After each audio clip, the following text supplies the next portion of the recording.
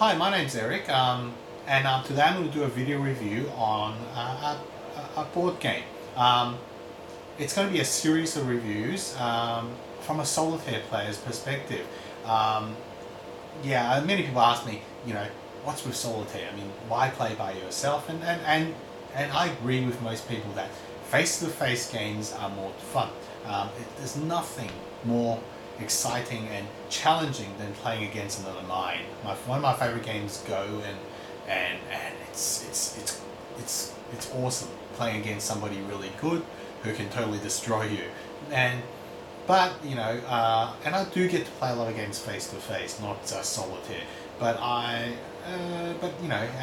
don't get to play games as often as I like, and I can't get groups together as often as I like. So solitaire games means that I get more value for my money, and so over the years I have specialized on solitaire games. So for instance, I have over, and you'd be surprised how many solitaire games there are. I have over 350 different solitaire games, many of which are war games, but many of which are just regular board games. Some are even abstract games.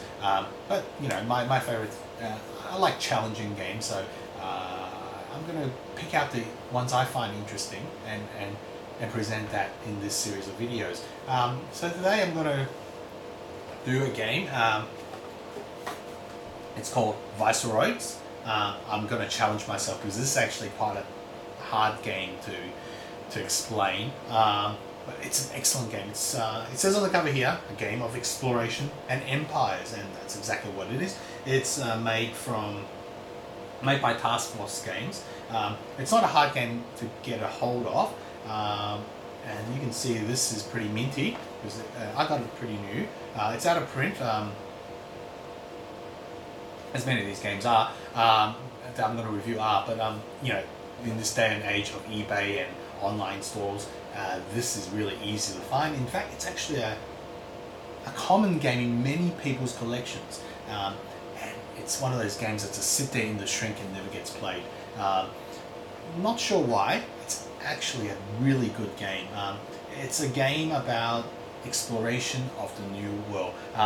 But unlike other games similar to this, and a couple comes to mind immediately. One's Conquistador, and the other one's Age of Exploration. And I think I've got, look at here, surprise, surprise. Here's Age of Exploration. I've also Conquistador somewhere on the shelf back here. But out of the three games, which all cover this a similar era, so 1492, 1543, where Columbus and Vasco da Gama, Magellan, these amazing people explored the world, braved the unknown, and with Viceroys, it goes a little beyond that. You also colonize the unknown and also plunder its riches for your European empire. And so, out of the three games, Viceroys is by far the most solitaire friendly of the three, and I think probably the most fun solitaire of all three of these games that I mentioned. Age of Exploration doesn't have solitaire rules, so this is not a good game of solitaire. And Conquistador is sort of limited to the new world, and it's got some mechanisms that can be a little annoying and unnecessary. Its movements over hexes is quite annoying when you're playing single player. But this game doesn't have those problems. And another good thing about this, it's a global game. It's about global exploration. You can circumnavigate the world with this one, whilst with Conquistador, all you do is explore Americas, which is, well, interesting enough, but this has got grander scope, and it's actually got an expansion. The expansion is called Columbus. I'll probably do another review on that. And with the expansion, you can not only play the traditional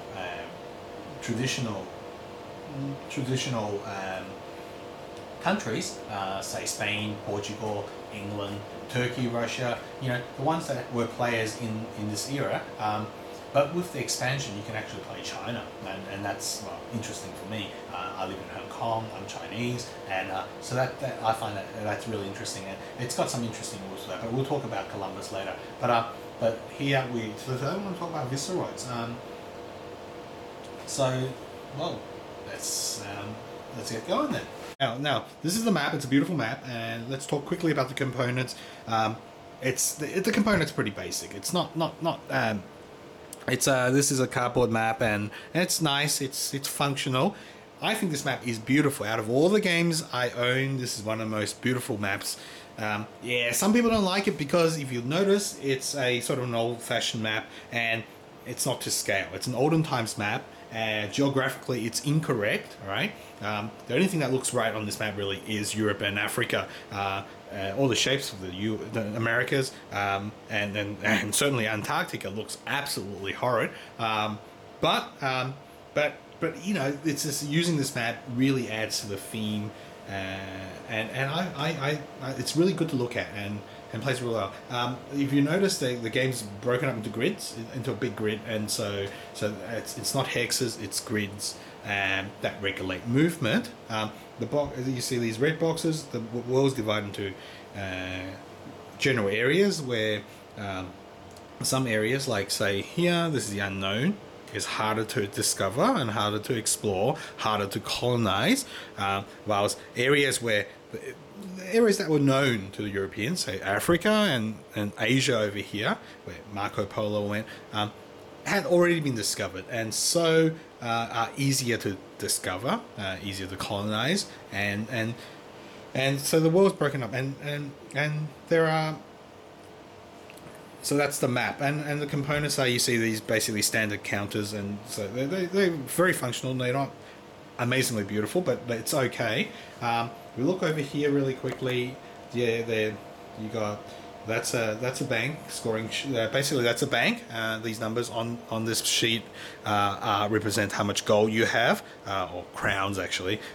So I was playing Portugal here, and he's on the 6, so I've got 6 crowns in the bank. And down here, there's an inflation mechanism in the game where, as you ship things from the New World back to Europe, over a certain amount, inflation occurs, and units cost more to buy.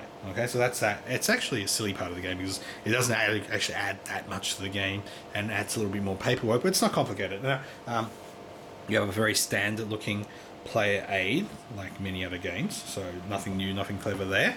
And down here you have the cards. So the game has cards, and these cards actually are very thematic. You know, here's my favorite one. It's the miner, which gives you some. Basically, it makes gold mines and silver mines more profitable. And I'm playing a solitaire game, so you can see these are my cards. This is the Spanish players' cards. These are English players' cards, and further to the right here is the French players' cards. And so, and over here. And the cards are pretty old-fashioned, you know, Avalon Hill type, you know, cards where, you know, that you tear off, and so, you know, it's not Fantasy Flight there, not Fantasy Flight. Now over here, you've got this area over here. This is something these 2 pieces of paper I photocopied from the rulebook, and basically all this piece of paper does is help you. These little chits here, right? Award markers. So basically, in the game, you get awarded for being, say, the first to discover South America, and so you get the Discovery Award marker, and that makes further discoveries in South America easier for you. As well as each marker, these award markers are worth victory points. So the whole point of the game is to earn victory points. The person with the most victory point wins, and the game is played over a certain number of turns, predetermined depending on how long you want to play the game for. So 5 turns means a short game, 10 turns means a longer game, and you can have variable turns where you don't know when the game ends by, you know, over a certain turn you throw a dice. So that's sort of optional. I usually just play 10 turns unless the game's really fun. Over here on this right side is a really old-fashioned chart. Some people hate this chart actually if you read the comments online. I don't mind it. Basically, this is crowns on ships. So this little form is where you can write down. So my navy, label I, has 11 crowns carried. So this to keep track on how much crowns are on your boats. All right, and also how many crowns of your leaders, because the gold that you gain from the colonies have to be shipped back. So, you know, whilst it's been shipped, technically you can be raided and pirates can get you and what have you. And this actually is a bigger problem in the multiplayer game where people will see that you've got a lot of gold in your ship and then they will go after you. While in the solitaire game, it's not as big a problem. So this one hasn't been important, but it just keeps tracking. You write it down in pencil and you rub it out. It's and here I've marked down on the bottom here on turn 4. France is attacking England and Spain is hostile to Portugal. And I've marked the turns up here like that on a piece of paper, just a pencil. And further up here, some of the markers. And in this smaller cup, it's my coffee cup, are the chits. So during the movement phase, you basically pour a chit from here and voila, England. Okay, so this turn England has to go, so that's what that's for. And in the speaker cup is the exclamation markers. So we'll talk about this more in a second. So this randomizes the exclamation markers. So really quickly, so basically what this game's about, like all games, it's basically divided into phases. And the phases are written down here. Okay, so what we have here, phase A is diplomacy. So during the diplomacy, in the multiplayer game, diplomacy is actually more complicated, and you can make treaties with your other players. Basically exchange things. Have treaties where you can move your army through my territory. That's okay with me. Please give me 5 gold, or this sort of thing. But in the solitaire version, none of that applies. In fact, the player does nothing during the player's diplomacy phase, but the AI does. So your English, your Spanish player in my game, I was playing Portugal, so it's Portugal and it's a Portugal player's card. Spain, England, and France, they get to do something during this phase. So I can't diplomatize with them. So it's automated, and so basically through die rolls and through die rolls you work out who's expanding peacefully and who's been hostile that turn.